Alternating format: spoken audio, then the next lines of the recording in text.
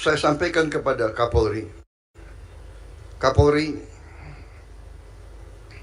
tugas utama polisi sekarang saya letakkan di pundak Anda. Saya sampaikan ke Kapolri. Saya minta Kapolri 3 hal Anda yang memimpin untuk saya. 1, pemberantasan narkoba. 2, penyelundupan.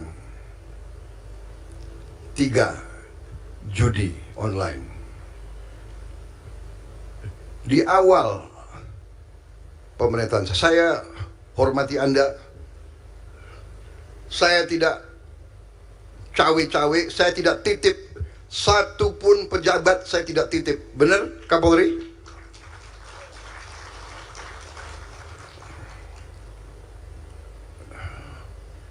Ya, kalau mantan pengawal saya ada polisi yang dulu ngawal saya, tolonglah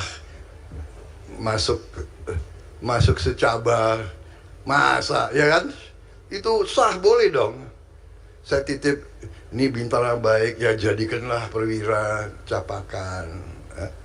Dari ratusan ribu aku titip berapa? 2-3 orang, ya kan?